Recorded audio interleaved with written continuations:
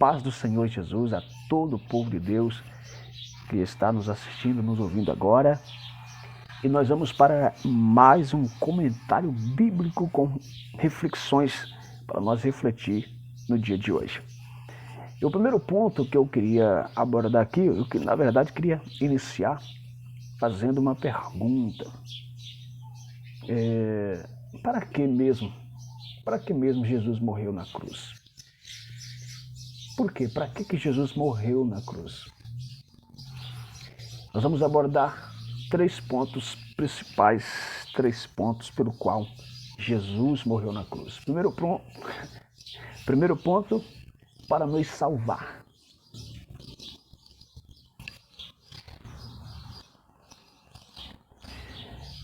Para que Jesus morreu na cruz? Já de cara todo mundo vai responder, para nos salvar. E de fato, Jesus morreu na cruz do Calvário para nos salvar. Isso a gente sabe que Jesus não morreu na cruz para simplesmente nos dar uma vida próspera, uma vida material bem-sucedida. Então, o ponto principal, o foco da morte de Jesus na cruz do Calvário foi para nos salvar. Mas aí vem uma pergunta, a segunda pergunta: salvar do quê?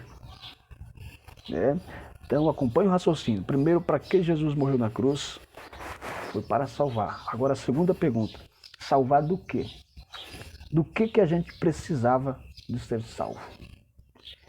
E respondendo aí esta pergunta, nós vamos abordar 3 pontos principais. Primeiro ponto, ele veio para nos salvar da ira de Deus. Ele veio para nos livrar do próprio Deus. Olha que coisa. Ele veio também para nos salvar, nos dar o livramento, nos arrebatar, nos livrar das garras do diabo. Em terceiro lugar, ele veio para nos salvar do pecado. Ok? Então ele veio para nos salvar do quê? Do pecado, livrar do diabo e também nos salvar livrando do próprio Deus. É estranho, né, quando a gente fala livrar do próprio Deus, mas a gente vai entender isso, o porquê. Vamos começar falando sobre o pecado? Por que Jesus veio nos livrar, nos salvar do pecado? Porque, irmãos, o pecado ele dá legalidade para o diabo nos destruir. O pecado dá legalidade, dá autonomia para Satanás destruir o ser humano. Se não fosse o pecado, não haveria destruição. Alguém aí pode se perguntar, mas e por que então o diabo destruiu o primeiro casal? Aí a gente tem que entender que o diabo só destruiu o primeiro casal, que foi Adão e Eva, simplesmente. Ou seja, o diabo não destruiu o primeiro casal, Adão e Eva, né? Sem primeiro tentar, fazendo com que os mesmos pecassem. Então observa, o diabo não destruiu Adão e Eva sem primeiro tentar fazer com que ambos caíssem em pecado. Eu quero até aqui colocar aqui uma observação. Todas as vezes que você for tentado, meu irmão, minha irmã, todas as vezes que você for tentado, lembra, por trás do pecado, ou melhor, por trás da tentação, está o diabo querendo te destruir. O pecado não destrói ninguém sem primeiro tentar para que os mesmos caem em pecado. O diabo só destrói depois que o tal cai em pecado. Então guarda esta palavra, de todas as vezes que você for tentado, lembra, não peque. Lembra que por trás de cada tentação, o diabo está querendo te destruir. Ele não pode te destruir sem primeiro fazer você pecar. Por quê? Porque o pecado é a única coisa que dá brecha, que dá legalidade para Satanás destruir. Então por isso que Jesus ele veio para nos salvar do pecado. Porque tipo assim, toda enfermidade, toda doença tem a causa, tem aquilo que levou a doença. Toda enfermidade tem algo que fez com que aquela enfermidade surgisse. Então não adianta dar um remédio para curar a dor e não resolver a causa da dor. Está entendendo? Então, lembra, guarda esta palavra, tá ok? Então observa que o diabo tentou Adão e Eva, né? Eu quero colocar aqui outra observação. Porque muita gente culpa, né? Tem aquela mania de culpar o diabo, culpar as pessoas, culpar e tal. O diabo tentou Adão e Eva, mas o diabo não obrigou os mesmos a pecar. O diabo colocou diante de Eva a tentação, mas foi Eva que se optou para se ceder à tentação. Ser tentado não é pecado. O pecado é se ceder, é se entregar à tentação. Então o diabo, ele tenta o cristão, ele tenta o ser humano, mas o ser humano não é obrigado a pecar. Todos nós somos tentados, mas quem peca, peca voluntariamente. É muito importante esse detalhe, né? Porque depois que pecar, depois depois do pecado consumido, não adianta culpar a A, B, C, não podemos culpar ninguém pelo nosso pecado. Porque nós temos opção para não pecar, mesmo diante das pressões, das tentações. Nós temos opção para não pecar. Como a gente vencer a tentação nesse caso? É indo para a oração. Orando, jejuando, meditando na palavra de Deus, congregando, estar firme na igreja. Tá bom? Quando se sentir pressionado, quando se sentir sendo tentado, corre para a oração, corre para o jejum. Na verdade, irmão, você não deve correr para a oração e jejum só quando for tentado. A gente já deve estar em oração e jejum para quando a tentação vir, nós já estarmos revestidos de Deus para vencer a tentação. Porque aí está o problema, muita gente só corre, só ora quando é tentado. Tem que orar mesmo, mas o bom, o certo, o correto é já estar em oração antes da tentação chegar. E quando a gente olha, é só olharmos Lucas 22, lá para o versículo 40, 41, nós vamos ver Jesus orando no jardim do Getsêmani. Mateus capítulo 3, capítulo 4, quando Jesus sai das águas do batismo, ele vai para o deserto. Jesus passou ali 40 dias jejuando.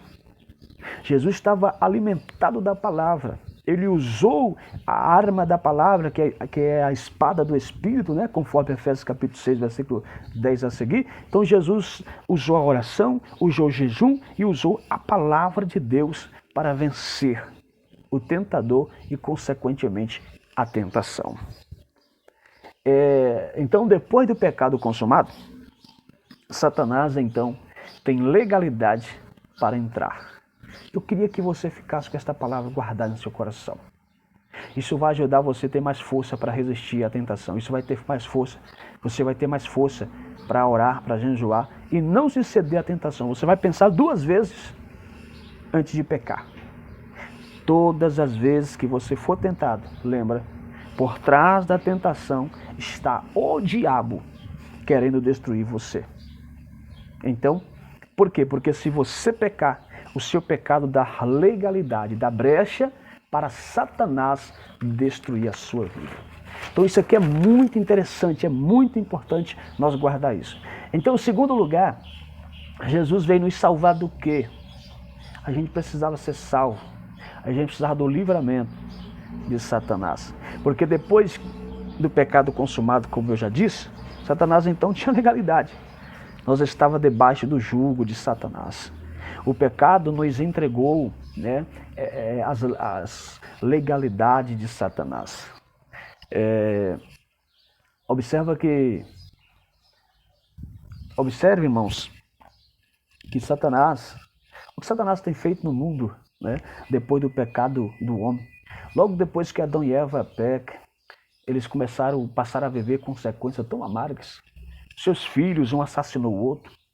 Quando chega em Gênesis capítulo 6, versículo 5, 6, a seguir, a gente vai ver quanto a terra estava tão depravada aos olhos de Deus. Quantas mortes, quantos assassinos, quantas coisas absurdas o homem passou a praticar pela influência de Satanás, por causa do pecado. Então, por que Jesus veio para nos livrar de Satanás. Observa que Satanás é o acusador. O diabo é o acusador. Ele nos acusa diante de Deus. É ele que, através do pecado, mantém as pessoas presas, cativas no pecado. Irmão, observa. O maior problema do pecado é pecar e não ter força para sair dele. Isso que é o problema. Porque depois que peca, Satanás mantém muitas pessoas aprisionados, cativo ali naquela situação. Por exemplo, num vício. Quantas pessoas estão num vício da droga? Quer sair, mas não consegue. Quantas pessoas estão na prostituição? Quer sair, reconhece que está errado, mas não tem força para sair. Porque Satanás mantém essas pessoas presas. Quantas pessoas que estão no tráfico, quantas pessoas que... eu estou falando isso, irmão, mas isso engloba toda sorte de pecados, práticas, vícios e etc. Quantas pessoas estão cativas, estão presas. Chora, lamenta, reconhece que a vida está totalmente destruída, só que não tem força para sair do pecado. Lembra? O maior problema do pecado é pecar e não ter mais força para sair dele. Então esta pessoa precisa urgentemente, desesperadamente da salvação de Jesus.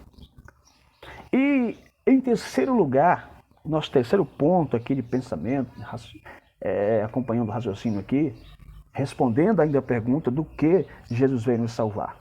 Queridos, terceiro ponto. Embora o pecado e o diabo seja tão terrível, é terrível, não é verdade? Mas embora sendo tão terrível o pecado e o diabo, ainda tem Deus que pode nos livrar. Ou seja, embora o pecado e o diabo seja terrível, nós temos Deus. Ainda existe um Deus que pode te livrar, te libertar, que pode te livrar do pecado. Deus pode livrar o ser humano das garras do diabo.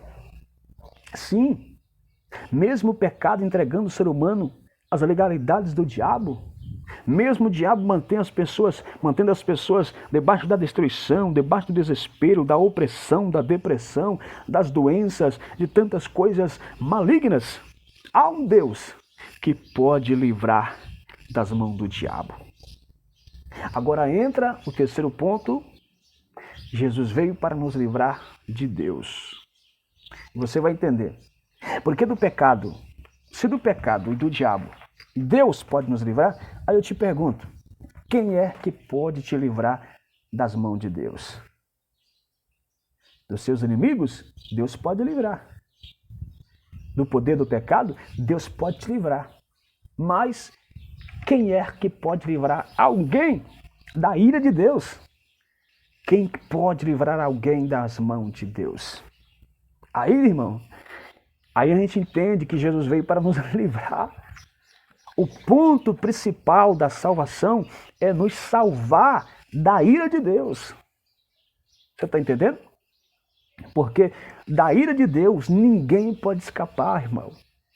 Das mãos de Deus, do juízo de Deus, ninguém pode se escapar. Do diabo Deus livra, mas quero ver o diabo livrar alguém das mãos de Deus. Amém? Porque é normal, irmão. É normal a gente ver as pessoas com medo do diabo. E é tão difícil você ver alguém temendo a Deus. Tem pessoas que... é tão normal a gente ver as pessoas com tanto medo, com tanto temor do diabo, mas não tem temor de Deus. Pergunto de novo, quem pode te livrar das garras de Deus? Você que está aí na prática do pecado, você que está nos vícios, você que... quantas pessoas estão na macumba, quantas pessoas estão na bruxaria, quantas pessoas estão nesse mundão aí do crime, das drogas. E quem sabe o diabo tem até proporcionado proteção, como se diz, né? Alguns dizem que usa alguns crucifixos, usa alguns patuares, usa alguns objetos dizendo que isso fecha o corpo, livra o corpo de bala perdida, livra da inveja, livra não sei o quê. Outros usam sal grosso, usam rosas, dizem que se livra do mal olhar e tantas outras coisas. Agora eu quero ver estas coisas te livrar da ira de Deus. Aleluia. Irmãos, lembra que Jesus diz em Lucas capítulo 12, versículo 4 até o 5. Lucas capítulo 12, eu estou com a minha Bíblia aberta aqui. Lucas capítulo 12, versículo 4 até o 5. Jesus falando, não devemos temer os homens, consequentemente também não devemos temer a Satanás. Olha o que Jesus diz, digo-vos, amigos meus, não temais os que matam o corpo e depois não tem mais o que fazer. Porque os homens podem até matar alguém, o diabo pode até matar alguém, mas e depois? Não tem mais o que fazer. Agora, versículo 5, mas eu vos mostrarei a quem deveis temer. Temei aquele que depois de matar tem poder para lançar no inferno. Sim, vos digo, a esse temei. Então Jesus está dizendo o seguinte, não tema o diabo não. Não tema os homens, tema a Deus. É de Deus que você tem que ser livre. É de Deus que você precisa ser salvo. Irmãos, me entenda bem. Qual é a razão da ira de Deus? A ira de Deus, né, é a reação da sua santidade aos nossos pecados. O pecado do homem provoca a ira de Deus, porque Deus é santo. Então, os nossos pecados provoca a ira de Deus. Amém? Então, por isso que Deus se ira. Por isso que de Gênesis Apocalipse você vai ver muito sobre a ira de Deus. Então, irmão, quero ver alguém livrar da mão daquele que tem poder, além de matar e ainda lançar no inferno. Tremendo, é verdade? Vamos ver aqui alguns detalhes, pelo menos apenas 2 pontos, onde fala sobre a ira de Deus. Tem vários, irmão, muitos pontos. Mas eu vou ler com você apenas dois lugares aqui, 2 referências, onde fala sobre a ira de Deus. Primeiro, vamos ler em Naum, livro de Naum, no capítulo de número 1. Olha que coisa. Livro de Naum, no primeiro capítulo. Oh, aleluia! Naum, capítulo 1, versículo de número 2 a seguir. Versículo 3. O Senhor é tardio em irar, ou seja, o Senhor demora a se irar. Mas quando ele ira, irmão, olha o que diz, mas grande é em força. Mas grande em força, e ao culpado não tem por inocente. O Senhor tem o seu caminho na tormenta e na tempestade, as nuvens são porta dos seus pés. Agora o versículo de número 4. Ele repreende o mar e o faz secar, esgota todos os rios, desfalece Bazã, o Carmelo, e a flor do Líbano se moja. Os montes tremem perante ele, os seus outeiros se derretem. A terra se levanta na sua presença. Sim, o mundo e todos que nele habitam. No versículo 6. Quem parará diante do seu furor, da sua ira? Quem subsistirá diante do ardor da sua ira? A sua cólera derramou como fogo, e as rochas foram por eles derribadas. Amém? Se nem os montes, se nada... Irmão, tudo se move perante a ira de Deus, imagina eu e você. Quem subsistirá? Quem parará de pé diante da ira de Deus? Agora, Apocalipse, capítulo de número 6. Deixa eu ver se é isso mesmo. Capítulo de número 6, versículo 12 a seguir. Havendo aberto o 6º selo, olhei, e eis que houve um grande tremor de terra, e o sol tornou-se negro como saco de silício. A lua tornou como sangue. As estrelas do céu caíram sobre a terra como quando as figueiras lançam de si os seus figos verdes, abalada por um forte vento. O céu retirou-se como um livro que se enrola. Todos os moradores e ilhas foram removidos do seu lugar. Olha, versículo 15.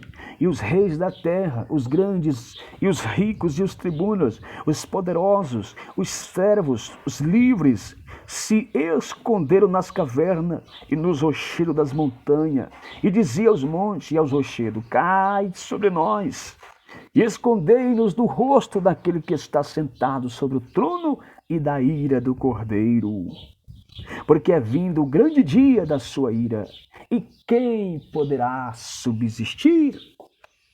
Oh, meu irmão, quem nos poderá livrar desta ira tão tremenda do nosso Deus? Se você ainda não entendeu, observa o livro de Apocalipse ainda no versículo de número 21. Deixa eu ver isso aqui, irmão. Capítulo 20, versículo 11 a seguir, sobre o juízo do trono branco. O juízo do trono branco. Quando a gente olha para o juízo do trono branco, aleluia, eu vou ler para você.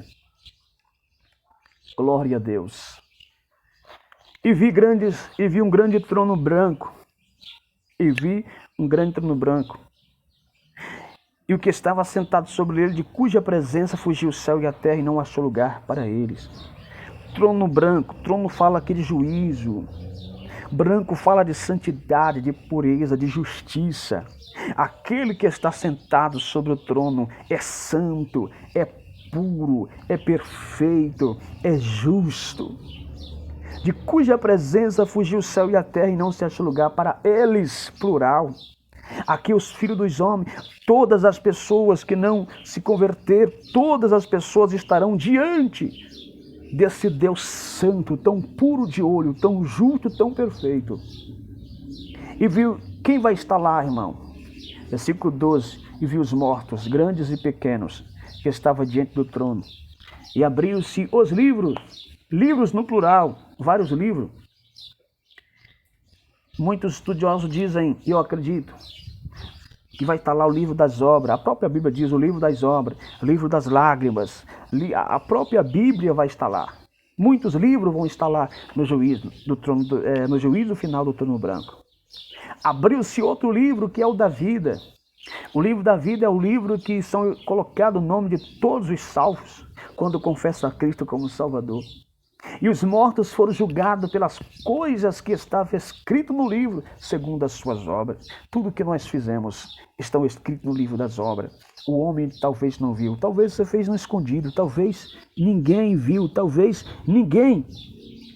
Só que tudo está escrito por Deus. Deus vê tudo. Está tudo escrito no livro das obras. E deu o mar os mortos que nele havia. A morte e o inferno deram os seus mortos que nele havia. Foram julgados cada um segundo as suas obras. 14. A morte e o inferno foram lançados no lago de fogo. Esta é a segunda morte. 15. E aquele que não foi achado escrito no livro da vida foi lançado no lago de fogo. Observa aqui que vai ser lançado no inferno, no lago de fogo. Não somente, observa aqui o versículo 15, não menciona nem o livro das obras, porque não importa o que está escrito no livro das obras, se você se arrepender de coração, o seu nome é confirmado no livro da vida. E ter o nome no livro da vida é o suficiente para você escapar da ira de Deus. Observa, querido irmão, que o mais difícil é escapar do próprio Deus. A Bíblia é repleta de falar sobre a ira de Deus. Então, pelos nossos pecados, olha para você e olha para imagina um Deus que é tão santo. Imagina qual a dignidade que nós temos de estar diante de um Deus que é tão perfeito. Obviamente, nós estávamos debaixo da ira de Deus. A própria Bíblia diz isso no livro de João, no capítulo 3. Você pode ler todo o capítulo 3 de João. Eu vou até ler aqui para você. João, capítulo de número 3. No versículo de número...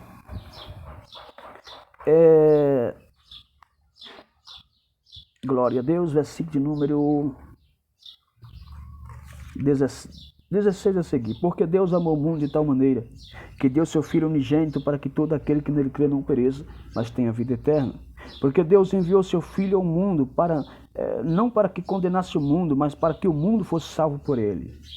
Quem crer nele não é condenado, mas quem não crê já está condenado, porque não crer no nome do unigênito Filho de Deus.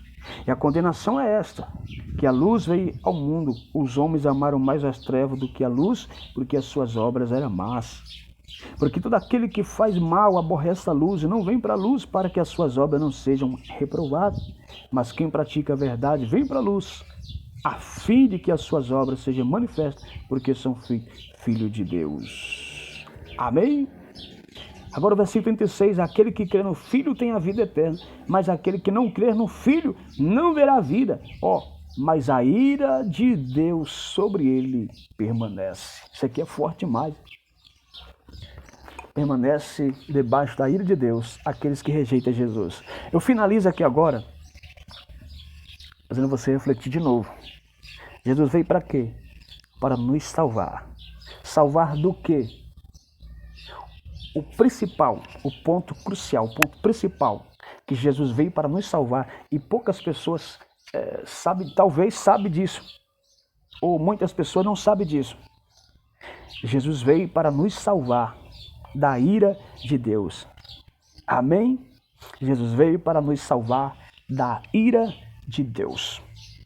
Então, para se escapar da condenação, para escapar da ira de Deus, da justa ira de Deus, só existe uma saída, uma maneira de se livrar. Sabe o que é? É reconciliando com Deus. E para reconciliar com Deus é só através de Jesus, irmão. É somente através de Jesus. Porque uma pessoa... Irmão, você ter Satanás como seu inimigo, isso aí não é nada. O difícil é quando Deus torna o nosso inimigo. Então, quando a pessoa está em inimizade um contra o outro, o que tem que fazer? Reconciliar. Para ter paz, precisa da reconciliação, não é verdade? Precisa da reconciliação. Romanos capítulo 5, versículo 9. Logo, versículo 8. Mas Deus prova o seu amor para conosco. Você vê que com tudo isso, irmão, mesmo Deus sabendo que somos pecadores, mesmo Deus sendo tão puro, tão santo, tão verdadeiro, mesmo assim, Deus ama. O amor de Deus é tão pleno, é tão grande, que Ele enviou o seu Filho. O seu Filho morreu por nós, sendo ainda nós pecadores. Mesmo a gente sendo pecadores, Deus nos ama. E Ele mesmo preparou o escape para nós. Como? Enviando Jesus. Versículo 9. Logo, muito mais agora, sendo justificado pelo seu sangue, seremos por ele salvos da ira. Porque se nós, sendo inimigos, a gente era inimigo de Deus, fomos reconciliados com Deus pela morte de seu Filho, Jesus, muito mais, estando já reconciliados, seremos salvos pela sua vinda. Oh, aleluia! E não somente isso, mas também nos gloriamos em Deus por nosso Senhor Jesus Cristo, pelo qual agora alcançamos a reconciliação. Glória a Deus. Então, irmãos, só existe um meio, só existe um escape para escapar do pecado de Satanás e principalmente da justa ira de Deus do dia do juízo final. E esta saída é Jesus Cristo. Reconcilia com Deus agora, aceitando Jesus como Salvador da sua alma. E você que conhece a verdade, está afastado do Evangelho, volta, reconcilia com Deus agora, enquanto Jesus ainda está dando oportunidade. Aceita Jesus em nome do Senhor e a partir de agora você vai ter paz com Deus, consequentemente paz com você mesmo e paz com o seu próximo. Não tem paz verdadeira se a sua alma está em guerra contra Deus, se o seu espírito está em contrito com o Espírito de Deus. Não existe paz em lugar nenhum, em pessoas nenhuma, se não estiver em paz com Deus. Aceita Jesus como teu Salvador. Que Deus te abençoe. Olha que interessante. No momento em que aceita Jesus como Salvador de todo o coração, confessando os seus pecados são perdoados. Aquilo que te levaria à condenação, aquilo que te separaria de Deus, são perdoados. E na hora, você é reconciliado com Deus.